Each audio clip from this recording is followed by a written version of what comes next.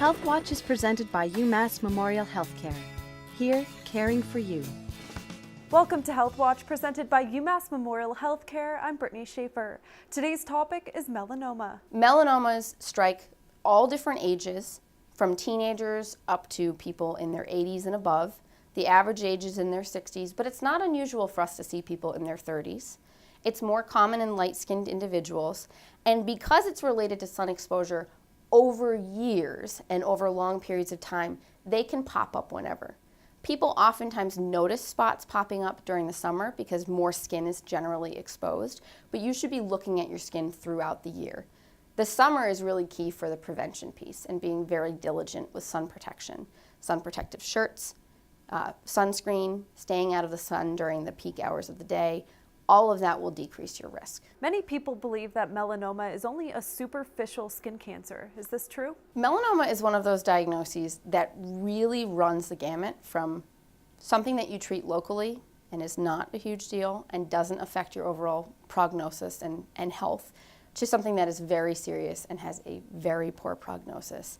And the range is from 97% survival, so 5 years later, 97% of people can be alive if you have a very thin melanoma, all the way down to if you have metastatic or melanoma that's spread to a likelihood of 10 to 15% survival. So it definitely runs the full spread. What is metastatic melanoma? Metastatic melanoma is when melanoma, which starts usually on the skin, has spread to other parts of the body.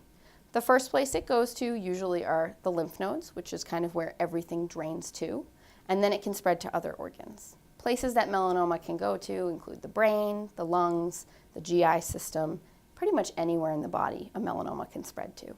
And when it's done that, it's called metastatic melanoma. How can you predict how bad the melanoma is going to be? How deep it goes in the skin is the biggest prognostic factor for melanoma. So if you have a melanoma that's only in the top layers of the skin, 97% survival rate, all you do is cut it out with a margin of safety, and we do that in our office. It's done under local anesthesia. It's not usually too big of a deal.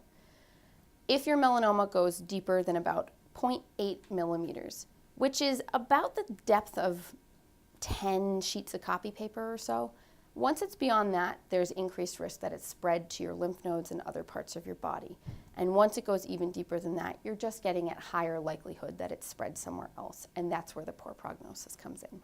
It seems that melanoma's rates are increasing. Why is that? Melanoma rates are definitely increasing and have been doing so for the past 30 years. Currently, the estimate is about 91,000 diagnoses of melanoma this year.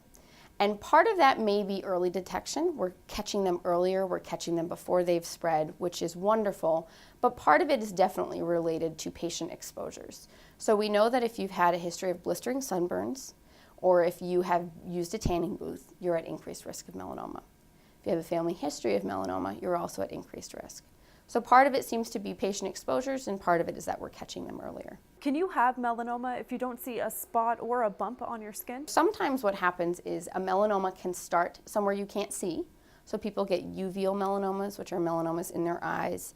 You can get melanomas in other parts of the body, but it's less likely because melanoma means that it is coming from a melanocyte, which is a pigment cell, so that's on the skin. Sometimes melanomas that start on the skin, your body recognizes that the primary spot is there and fights it off and it disappears, but it could have already spread internally at that point. And those are unusual, but they do happen. Are there any new treatments for melanoma? There are excellent new treatments for melanoma. When people were diagnosed with metastatic melanoma 5 to 10 years ago or more, it was essentially a death sentence. It had an incredibly poor prognosis. Now there are new medications that are smart medications. It's beyond a regular chemotherapy agent that slows down the growth of everything. These new medications are targeted so that they target specifically the melanoma and the mutations or abnormalities that it has to slow down their growth. The other category of medications are ones that ramp up your immune system, help you recognize that the tumor is there, that the cancer is there, and fight it off and kill the cancer cells. And with those two types of medications, prognosis is getting better. So there are great things for metastatic melanoma, but catching it early means you don't even have to go down that road.